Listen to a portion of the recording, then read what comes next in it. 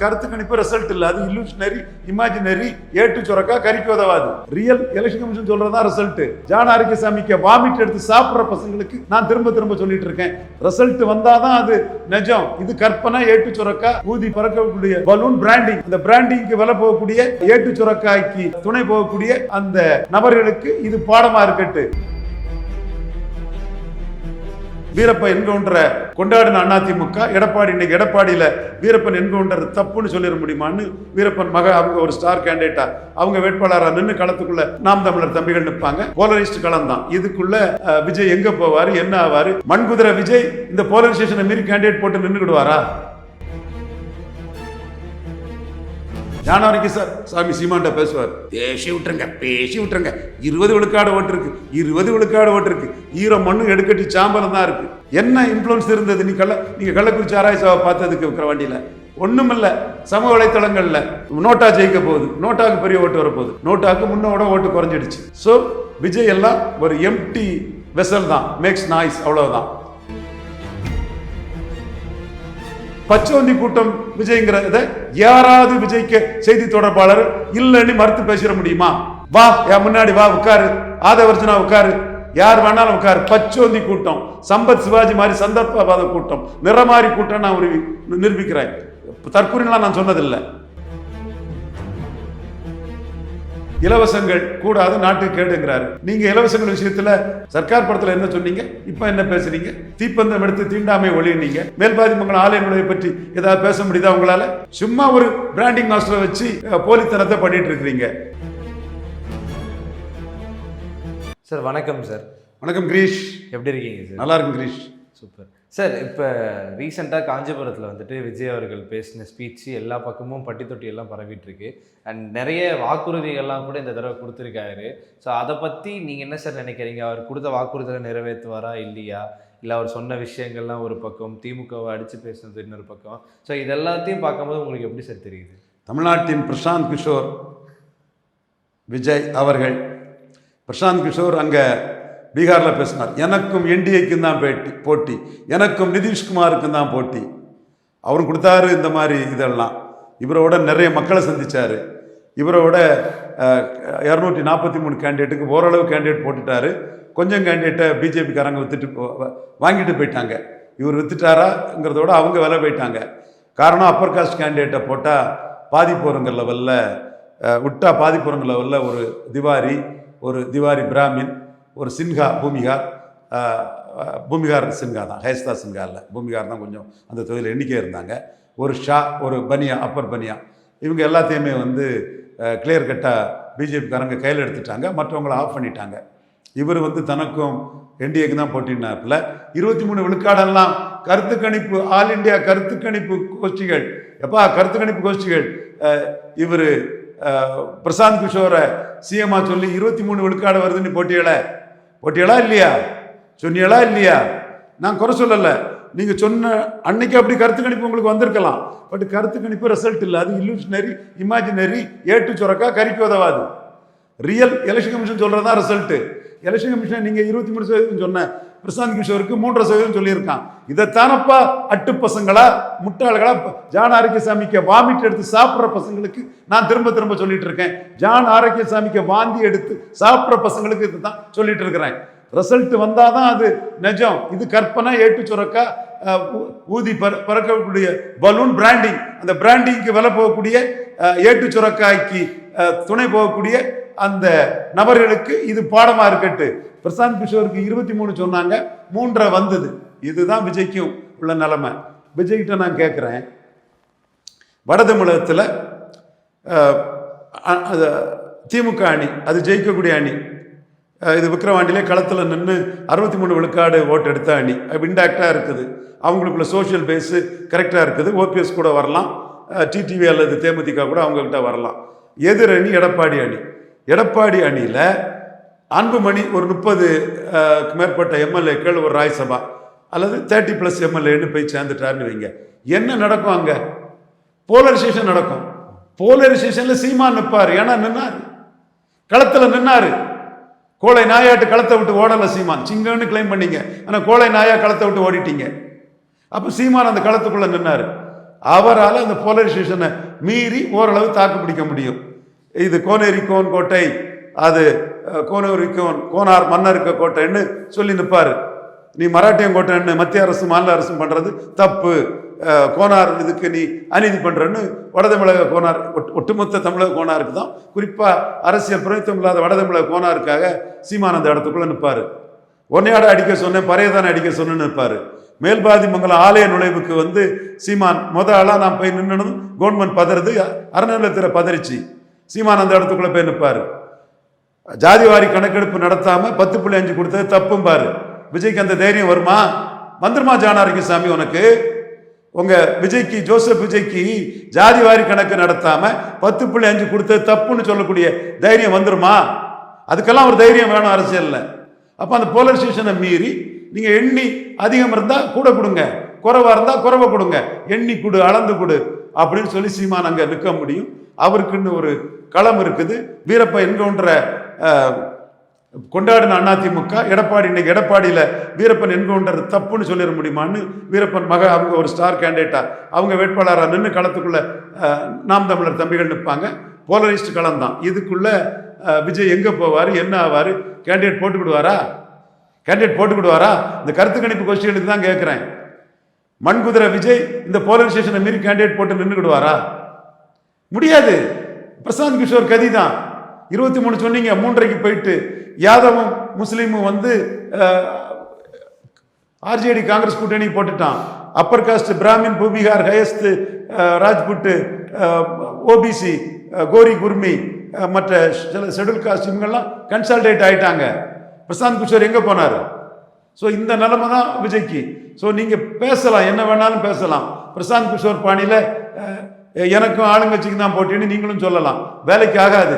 ஏற்கனவே உங்களுக்கு செல்வாக்கு இல்லைங்கிறத தான் நீங்கள் மோடியை கோயம்புத்தூர் போய் பார்த்தது தான். ஜெயலலிதா 6 விழுக்காடு ஓட்டு உயர்ந்து 39க்கு 37 ஜெயித்து விஜய் வெத்து வெட்டு செல்லாத நோட்டுங்கிறத முத நிரூபித்தது ஜெயலலிதா அம்மையார் தானே.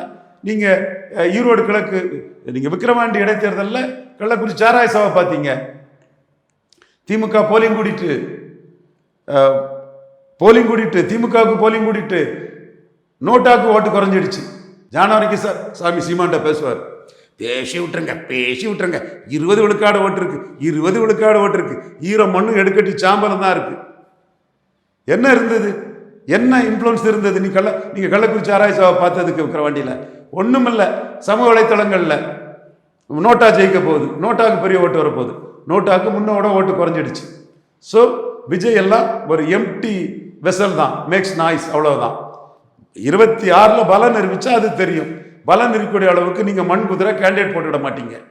நீங்கள் சந்தர்ப்பவாதி, பச்சோந்தி. தற்கூரின்லாம் உங்களை நான் என்னைக்கும் சொல்லலை, தற்கூரின்லாம் நான் சொல்ல விரும்பலை.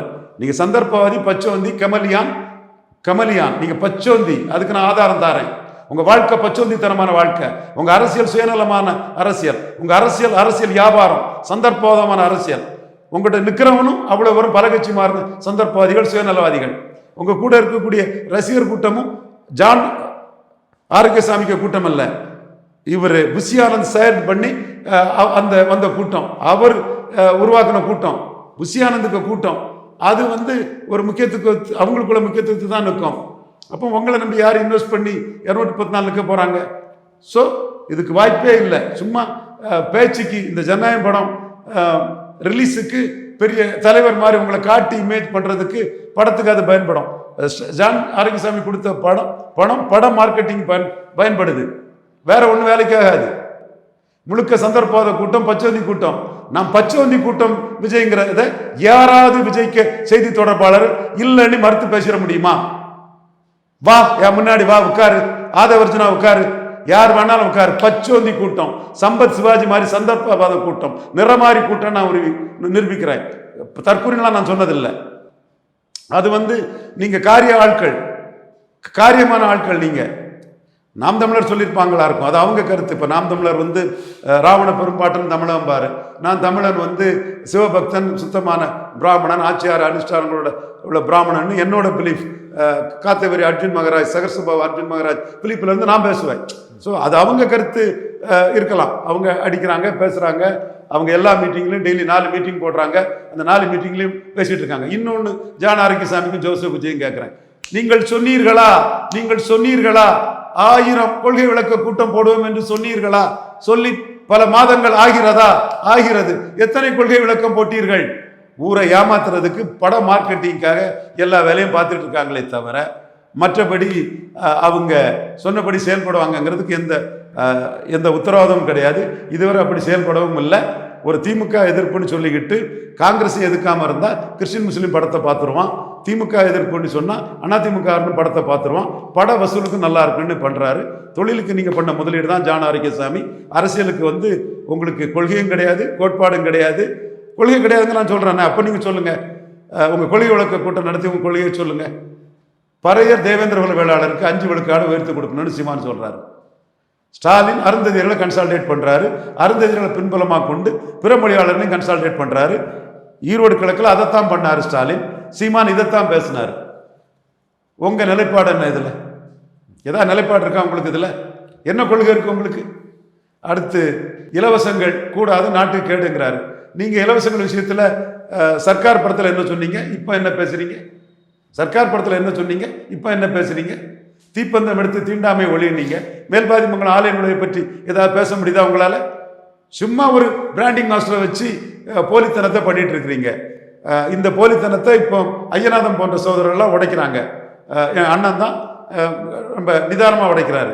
நமக்கு தெரியும் இது என்றாலும் நம்ம இவங்களுக்குள்ள உள்ள மோசடித்தனத்தை தொடர்ந்து உடைச்சிக்கிட்டு இருக்கிறோம். மீண்டும் சொல்கிறோம், எடப்பாடி தான் எங்களுக்கு எதிரி. தேவையில்லாமல் எங்களை எடுத்து விட்டுட்டீங்க. எங்கள் கேட்கக்கூடிய இதுக்கு நீங்கள் லாஜிக்கலாக பதில் கிடையாது உங்கள்கிட்ட. எங்கள் புள்ளி உரத்தை உங்களால் மறுக்க முடியாது. மற்றபடி புள்ளி உரத்தை தான் பேசுகிறோம், கடந்த கால தரவுகளை தான் பேசுகிறோம். அதில் எந்த மாற்றமும் இல்லை. இதெல்லாம் நாங்கள் பேசியிருக்க வேண்டிய அவசியம் எங்களுக்கு வந்திருக்காது. தேவையில்லாமல் நாம வளர்த்து விட்ட ஒரு யாதவ பையனை வச்சு ஜான் ஆரோக்கியசாமி சீண்டினார். அடுத்தால ஒரு பிராமின் தம்பியை வச்சு சீண்டினார். ஒரு அடி அடித்தா கருத்தியல்ல தான் திருப்பி அடிக்கக்கூடிய ஐயா தாண்டிங்க நாடார் தொண்டார் நாம விட்டு வைப்போமா? இன்னொன்று, நீங்கள் எங்களுக்கு பயந்து விழுந்த இன்னொரு இடம், நாட்டுக்காக தியாகம் செய்த தாஸ் ஐயா அவர்களோட மகன் சிவகார்த்திகேயன், அவரை பற்றி நாங்கள் ப்ரொமோட் பண்ணி பேசினதும் அவருக்கு மினிமம் கேரண்டிய தம்பி திராவிட ஜீவா தான் ஆதாரங்களை எடுத்து கொடுத்தான். திராவிட ஜீவா சொல்லி நாம் பேசினதும் நீங்கள் பயந்து போய் துப்பாக்கி கொடுத்தீங்க. அரசியல்லையும் எங்களை கண்டு எங்கள் பேச்சை கண்டு நீங்கள் ஒரு மீனிங்ஃபுல்லாக எடுத்து செயல்பட்டீங்கன்னா மிகப்பெரிய கேவலமும் அவமானமும் இல்லாமல் விஜய் தப்பலாம். அல்லது கேவலம் அவமானம் கன்ஃபார்ம். நம்ம சொன்னோமே, இது 39 மக்களவை தேர்தலும் மக்களவை தொகுதியிலும் கேண்டிடேட் போடுங்கன்னு சொன்னோமே. இப்போ பலம் நிரூபிக்காதவங்களை காங்கிரஸ் தூசா தட்டி விட்டுட்டு போயிட்டான்ல. நீங்கள் பலம் நிரூபிச்சிருந்தீங்கன்னா ஏதாவது ஒரு மரியாதை கிடைச்சிருக்கும். பலம் நிரூபிக்காம வச்சுக்கிட்டு ஜான் ஆரோக்கியமாக சொல்லி ஓட்டுறார். எங்க உங்களுக்கே என்ன ஓட்டுன்னு தெரியாது. அப்புறம் அந்த ஓட்டை இன்னொருத்தருக்கு நீங்கள் டிரான்ஸ்ஃபர் பண்ண சக்தி உங்களுக்கு இருக்குமா இல்லையான்னு யாருக்கும் தெரியாது. எப்படி அது தேராதில்ல. அப்போ அந்த இடத்துல தான் விஜய் சீமான் கம்பாரிசன் சீமானுக்கு பெரிய பலம். நாம் தமிழர் தொண்டர்கள் ரொம்ப விவரமாக விஷயங்களை கொண்டு போகிறாங்க. கம்பேர் பண்ணி அடித்து தூக்கி சமூக வலைத்தளங்களில் விஜய் தரப்போட ஏறி பெரிய அளவுக்கு போயிட்டு இருக்கிறாங்க. இன்னும் இதுக்குள்ளே பேசணும்னா, டாஸ்மார்க்கை பற்றி நீங்கள் உங்கள் கொள்கையை சொல்லலை. டாஸ்மார்க்கை பற்றி உங்களுக்கு கொள்கையை சொல்லலை. பெண்கள் பாதுகாப்புன்னு பொதுவாக சொல்கிறீங்க. டாஸ்மார்க்கில் என்ன பேசுனாங்க கனிமொழி அம்மையாரெல்லாம் தெரியும் நமக்கு. இப்போ உங்கள் கொள்கை என்ன? சீமான் சொல்கிறாரு டாஸ்மார்க் கூடாது, பனம்பால் தென்னம்பால்னு சொல்கிறாரு. நீங்கள் கரூரில் போய் பாட்டிலுக்கு 10 ரூபான்னு அந்த அமைச்சர் இருந்த செந்தில் பாலாஜியை இது பண்ணுன்னா அவருக்கு எதிர்ப்பாளர்கள் உங்களுக்கு கைத்தட்டு வாங்க தான் தெரியுமே தவிர, டாஸ்மார்க்கில் உங்கள் கொள்கை என்ன? பெண்கள் பாதுகாப்பு பேசக்கூடிய உங்களுக்கு ஏன் ஒருவேளையில நாம் சொன்ன பிறகு திருந்தி சொல்லலாம், எல்லாமே திராவிட தேசியமாக சொல்லலாம். ஆனால் நீங்கள் தானே தாவேக்காக்கு தலைவர், அவர்களுக்கு ஒன்றுமே இல்லை. நீங்கள் எதாவது பேசுனீங்களா அதுக்கு தக்கன ரியாக்ட் பண்ணுறான்னு. சரிப்பா, நான் பேசுனதுக்கு ரியாக்ட் பண்ணுங்க. கொள்கை விளக்க கூட்டம் போட்டுருங்க, கொள்கை விளக்க கூட்டம் போட்டுருங்க. உங்களுக்கு உண்மையிலே ஒரு கட்சி கொள்கைலாம் இருக்குன்னு சொன்னீங்கல்ல 1000 கொள்கை விளக்க கூட்டம்னு ஜான் ஆரோக்கியசாமி. ஓகே, போதும், இன்னைக்கு இவ்வளோ போதும். அடுத்தால தண்ணி தெளித்து அடுத்தால அடிச்சுக்கலாம் உங்களை. ரொம்ப நன்றி சார். நன்றி.